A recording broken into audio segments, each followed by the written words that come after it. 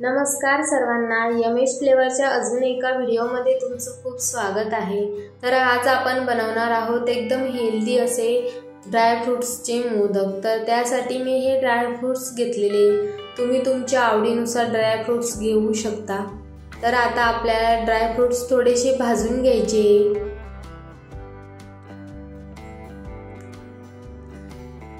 तर आता ते भाजलेले, तर मी ड्रायफ्रुट्स काढून घेतलेले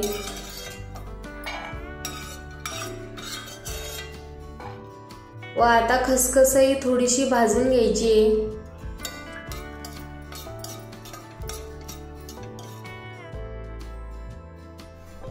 आणि आता आपण मिक्सरला बारीक करून घेऊ। आणि मिक्सरला जास्त बारीक नाही करायचे, मी ते थोडंसं जाडसरच ठेवलेलं आहे। आणि त्यामध्ये काही तुकडे राहिलेले होते ना, तर ते मी चाकूने कट करून घेणार आहे।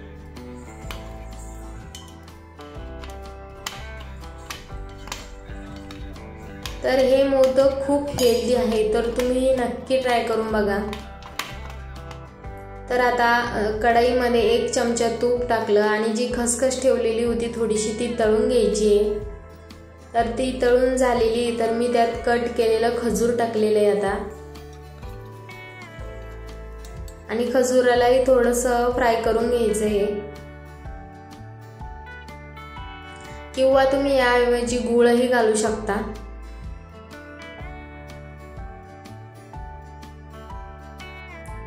तर आता आपण अंजीर टाकू आणि मनुके टाकू आणि त्याला थोडंसं भाजून झाल्यानंतर मी त्यात ड्रायफ्रुट्स टाकणार आहे आणि गॅस बंद केलेला आहे। आणि आता चांगलं मिक्स करून घ्यायचंय त्याला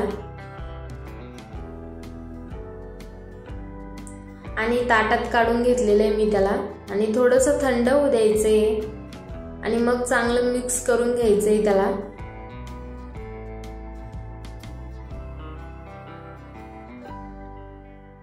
अजून ते थोडंसं गरमच आहे, पण मी थोडंसं मिक्स करून घेत आहे त्याला।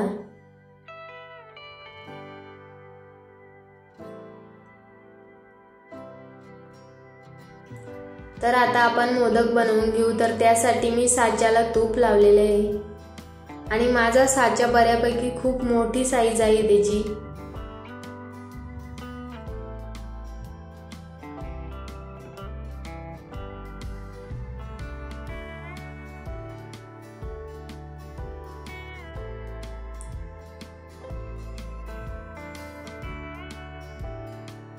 आणि आपल्या चॅनलवर अजून मोदकचे काही प्रकारांचे व्हिडिओ पण आहे, तुम्ही तेही नक्की बघा।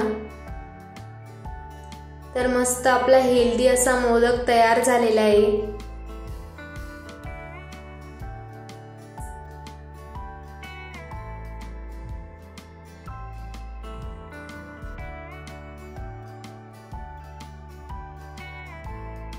आणि माझे एवढ्या साहित्यामध्ये 3 ते 4 मोदक झालेले। तुम्हाला जर जास्त मोदक बनवायचे असतील तर तुम्ही साहित्य शिल्लक घ्या।